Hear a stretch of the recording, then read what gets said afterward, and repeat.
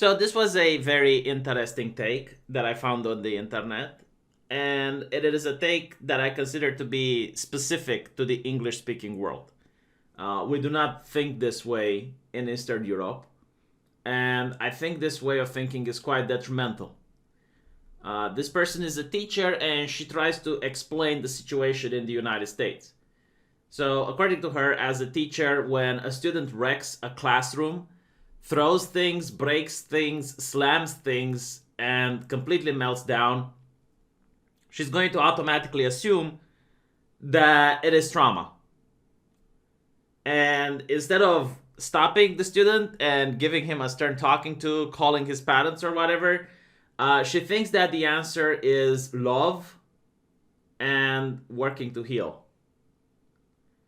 So she applies this to, I guess, what she sees on television, where people are breaking into stores and some of them are burning down the stores, or they're looting from within the stores. She thinks that they do this because they're traumatized. And they do this because their ancestors were enslaved.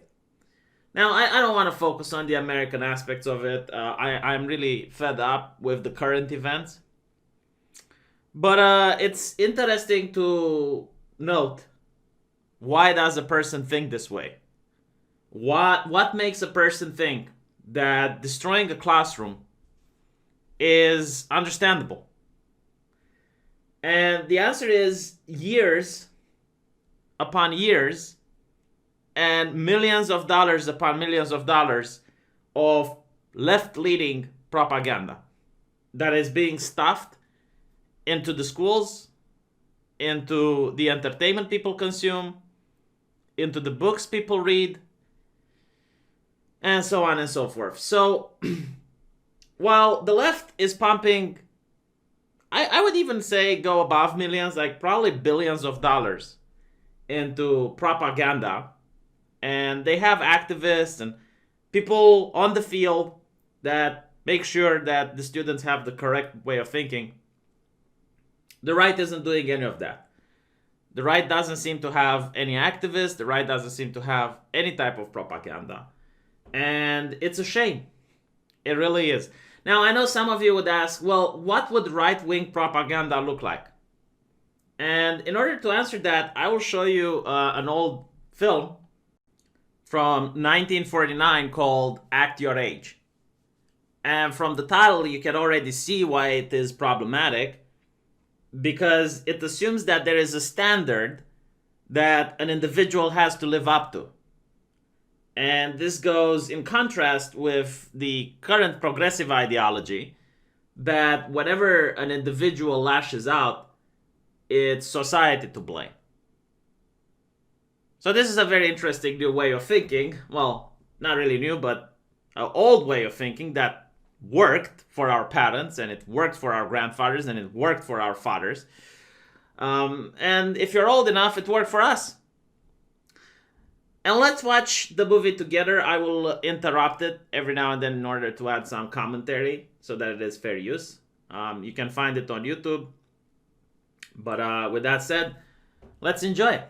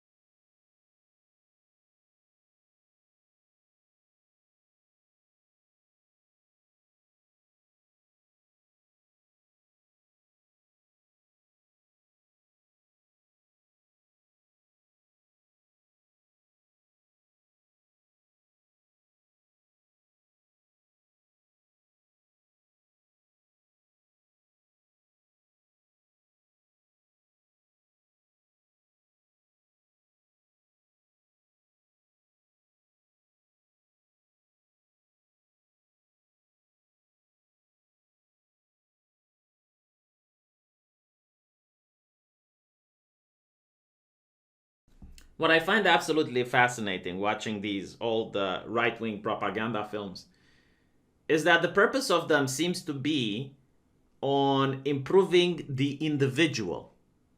It's not to change society or to improve society like in current left-leaning propaganda films. And in this particular situation, it treats a problem that I guess our generation wouldn't even consider it a problem. The guy scratched the desk. Big deal, you might say. I've seen a lot of desks being scratched at the University of Law or the University of Medicine. Almost anyone does it today, and they don't expect any type of repercussion. So when I was watching this film from 1949, it was really interesting, especially the shame the student felt when he was caught scratching the desk. You could see how he fidgeted his fingers and was embarrassed on the fact that he got caught. He knew he did something bad. Now, I guess if this was analyzed by a progressive sociologist today, he would consider that society is to blame for the way the student acts. Maybe he has some problems at home. Maybe his parents broke up. Maybe his father is being abusive. They would look for literally every single explanation. Either than that, the kid was probably bored or frustrated because he couldn't answer a math question and decided to do something socially unacceptable, which is to damage the property of the school. And the problem with this is that it is infantilizing. The individual never gets to be responsible for his own actions if he can blame it on someone else, whether that is society, his upbringing. He will never try to improve. And the main problem with this is that once you get out of university or you get out of school and you get a job, even if you're a person that was dealt a bad hand in life, let's say you do have maybe an alcoholic parent or you had a bad upbringing, no one cares really. When you go to a company and you want to get a job, no one cares about your problems. No one cares on the fact that you grew up impoverished. All they care about is, can you perform and be a good asset for the company? And this is why this left-leaning ideology is actually damaging for the individuals. Because even if you have a bad hand in life, it is still up to you to work harder. And I know life is not fair. I grew up in a poor neighborhood and I had to work my way up. And it was hard, but I'm glad I had the type of teachers that forced me to improve when I was skipping school, that called my parents when I was getting bad grades, that sent me to the principal when they caught me smoking cigarettes with the other edgy kids in the playground. All of these things helped me. And I realize that now that I'm grown up, I would have hated to have a teacher like the one from Reddit, which would have just blamed society for my problems or tried to quote unquote coddle me. No, I needed a shake to reality. And you know what? As a person who has studied law and actually worked with people who deal with criminals, I know one thing, like crime doesn't start big. You don't get a little kid all of a sudden committing burglary. What it happens is that it starts small by breaking a couple of rules, not getting caught, not getting the correct stern talking to, and it just escalates. Like you're just trying to one up yourself and do something even more edgy and more edgy. And I know because I've been there until someone gave me that talk. And this is what misses from a lot of people's lives, really. Not just in America, but all over the English-speaking world.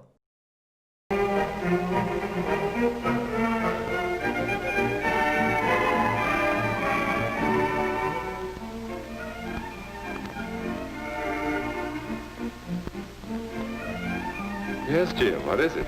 Well, Mr. Evans, Miss Black wanted me to bring this to you. Oh?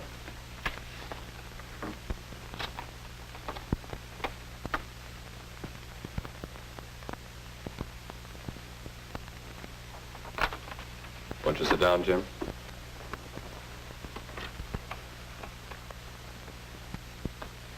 I understand you have an unusual pencil, Jim. Yes, sir. That is, it's nothing special. But you're rather proud of it. It has my name on it. I won it in an essay contest. May I see it?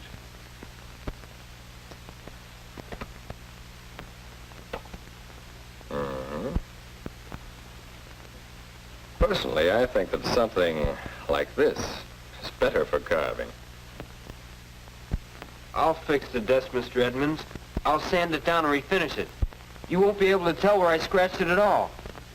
That's a good idea, Jim. I'll begin today after school. That would be fine. Well, what else do you want me to do, Mr. Edmonds? So I'm watching this, and I just thought to myself, this is just unbelievably good. If I had a kid, this is the type of teacher that I would pay good money to know that is going to be part of my kid's education. Meanwhile, probably a lot of left-leaning people on Twitter would view this as the hetero, cis, straight, white, patriarchal male imposing his tyranny over this poor student. But I don't see that. The moment the student enters his office, he treats them like an adult. He doesn't infantilize the kid. He doesn't talk down to him. He talks to him almost like a friend, but at the same time manages to still impose a layer of authority. And it's not even an oppressive authority, is it? You want to know what's an oppressive type of authority? Here, I will show you. You're entitled to your opinion. If I am, then why would you kick me out of class? It's not very inclusive of Can I finish opinion. my sentence, please? Not very inclusive. No, I'm sorry, what you were saying was not very inclusive, and this is an inclusive school. Yeah, how was what I was saying? Because I was saying that what's wrong with the website is that there are more than one gender in this country by that's law. your opinion. That is my opinion, and that is an opinion which is acceptable in the school. I'm afraid yours, which you're saying that there's no such thing as anyone other than male or female, is not Scientifically, inclusive. there are just two genders, depending on what I get it. gender But you're choosing to make an issue of this, because I said, are you really going to hear? That was your opportunity to keep quiet. You made the issue with it on the website. You said, oh, this website doesn't have more than two Murray, genders. you were clearly given an opportunity not to pursue it. You chose to do so.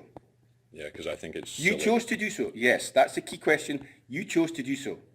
And that kid was actually expelled from his school for his insolence.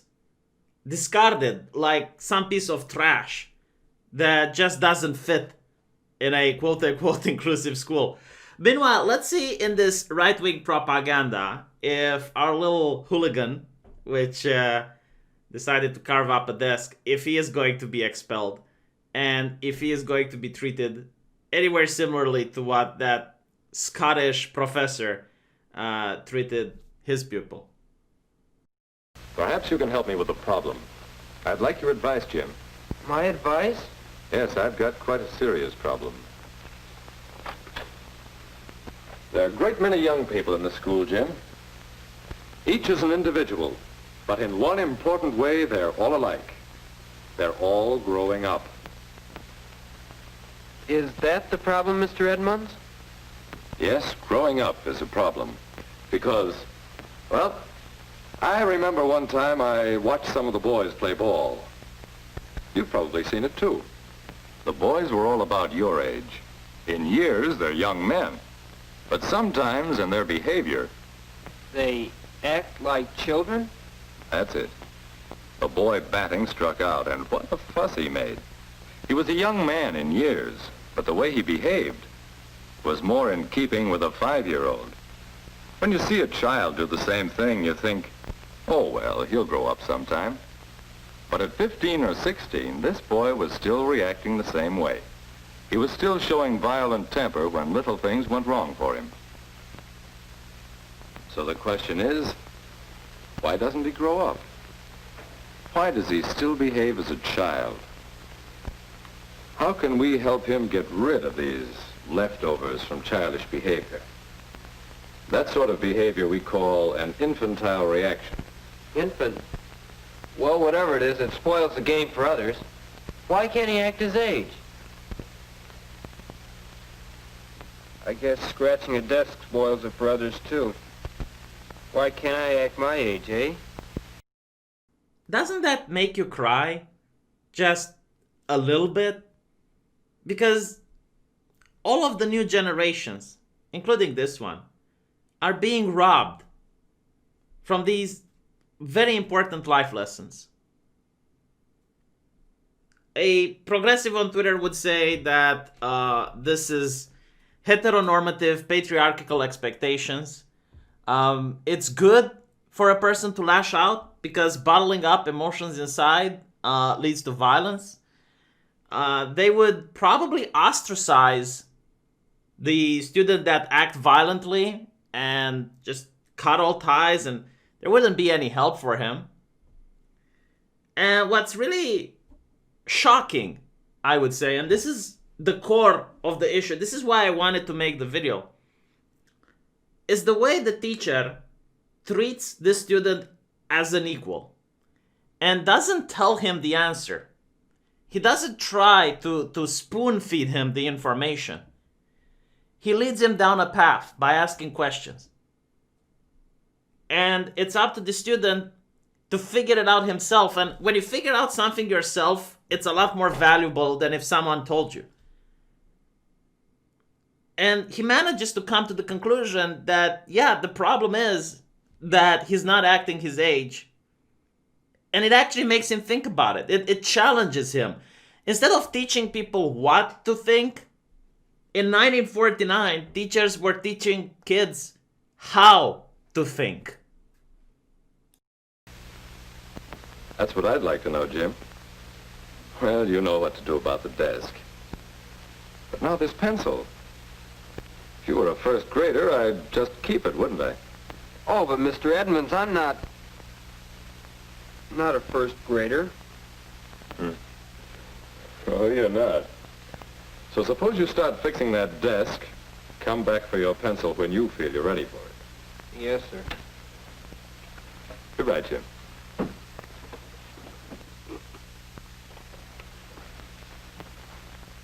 Why can't I act my age?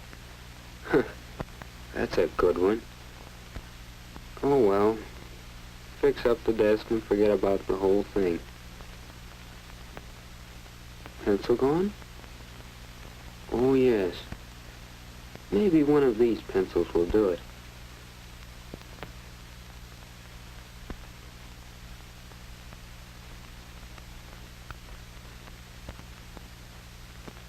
Hey, act your age. No use getting sore.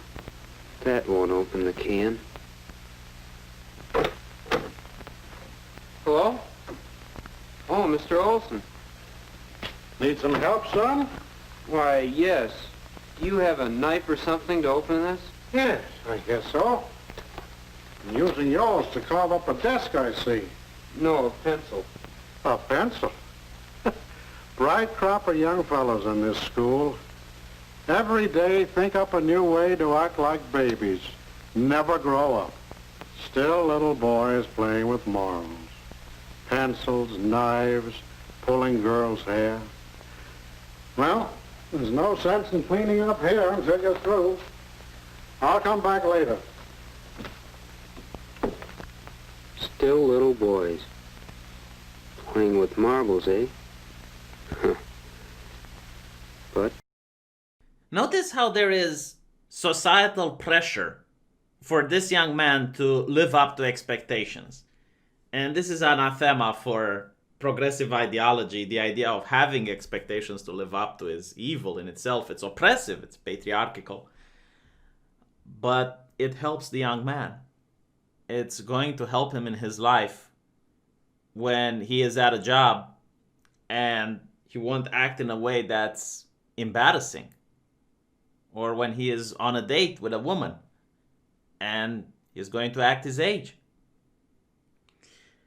But what I find really interesting is the way this society that is presented in this film is doing the pressure. You see, the type of pressure that is done today with Twitter activism is whenever they find a person that does something bad, whether it is a racist joke or says something misogynistic or whatever our society considers to be unacceptable, it is immediately the idea of ostracizing the person, deplatforming him, shunning him away from society, making sure that the person is completely cut off from his circle of friends.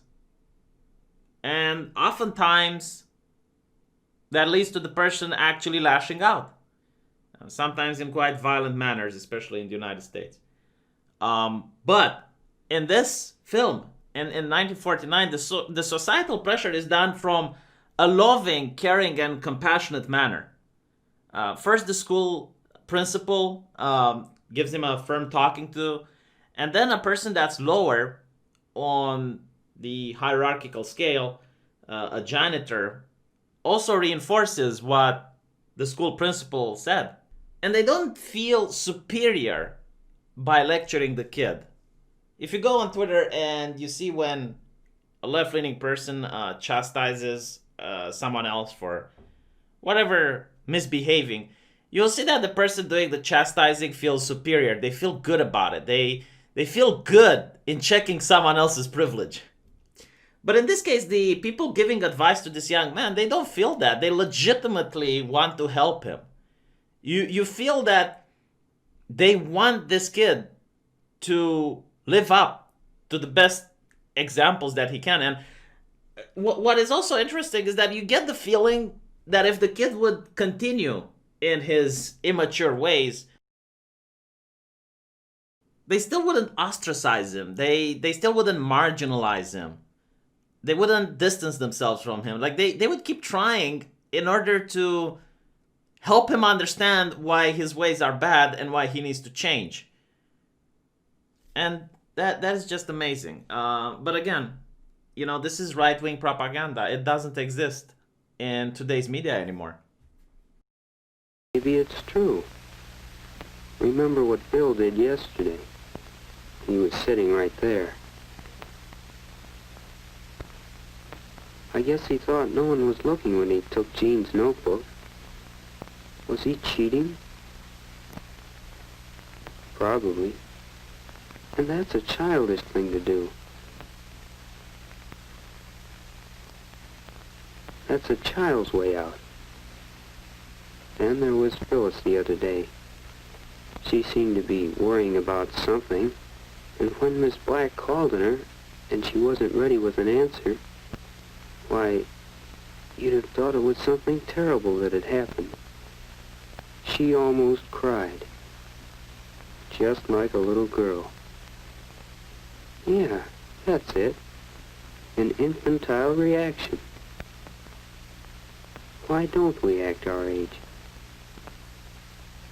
I'm going to talk to Mr. Edmonds again. After school tomorrow. I've given it a lot of thought, and, well, I'm not the only one, Mr. Edmonds. Everyone seems to act childish sometimes, but I don't understand just why.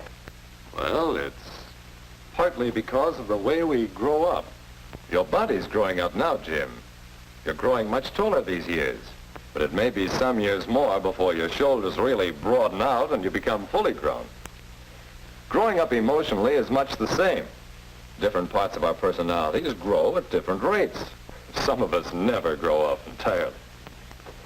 So one side of a fellow's personality could be grown up, and another still infantile. Is that right? Yes. For example, you've seen the girl who always has to win an argument. Most of the time she behaves like a young lady, but let someone disagree with her, well, she might just as well be 5 years old. Ooh, that is just anathema to the left. That is just sexist. But in all reality, what shocks me is that back in 1949, women actually had standards to live up to. Nowadays, like almost any criticism that you would have to say to a woman is considered sexist. Do you think I'm wrong? Well, tell me in the comment section some criticisms that you could tell a woman and it wouldn't be interpreted as sexist. But what I find also fascinating is how the left would treat this. They would say that scratching the desk is no big deal, and you shouldn't judge or stigmatize someone that scratches the desk because you don't know what troubles they have at home. You don't know what upbringing they have. But the issue is being told here in the right-wing propaganda, it ruins it for others. That is the problem. Like other people, sure, maybe they do have a better upbringing, but that doesn't mean they have to tolerate other people ruining the fun, like scratching a desk or becoming violent at a baseball game, so on and so forth. And this was the way it was back then. Everyone had to behave in a way that doesn't bother other people. Like, try, in order to be respectful to others, try and treat other people the way you want to be treated. That is really missing from today's educational system. We see reactions like this with young children. Then there's the fellow who can't take a joke. He laughs as hard as anyone at most jokes, but when the joke's on him, watch out. His 5-year-old brother would react the same way. So, to conclude, from my personal observations, I do think that people on the left are encouraging students to behave in an infantile manner, to keep being children, even when they grow up. And you get to see this even at corporations that install ball pits and all sorts of childish activities. And if you Google it, you're going to find actual corporations that look like kindergarten. I always thought, why do they do this? And I think maybe the answer is that children are easier to control. Children expect a parent figure to watch over them. And this is what the corporation tries to become, the parent figure. You're supposed to look at the politicians or the government as the parent figure, and you're supposed to just obey. Meanwhile, the right wants you to act your age. It wants you to behave like an adult. But being an adult not only means you have decisions and you have to think for yourself, but you also have responsibilities. And I'm not going to lie. I showed this film to a lot of people, and they said that this is just fantasy. You know, even in 1949, schools weren't like this, and it's a wholesome film. It's not really the way it used to be. I grew up in Romania, and I'm telling you, my school was this way. This is how my teachers taught me. They taught me how to think, not what to think. They had expectations of me, and they were trying to shape me into a better person, not a better sheep. So let me know what you think about this in the comment section. And if this gets popular and gets a lot of views, I will show you guys more of these propaganda right-wing films, because I think they have very strong messages. And again, they don't focus on changing society. They deal with real-life situations that almost everyone encounters. I mean, hell, I would also scratch a desk when I grew up. And they are very wholesome. Like, if you're a parent, I strongly encourage that you show these films to your kid. They still have this educational power. And to the lady in the beginning, the one that I found the post on Reddit, it just clicked to me that her problem seems to be of comparing protesters with children. She is actually infantilizing an entire demographic. And I'm not sure the demographic wants to be infantilized, and I'm not sure that's even respectful. Let me know what you think in the comment section, and I will see you guys later.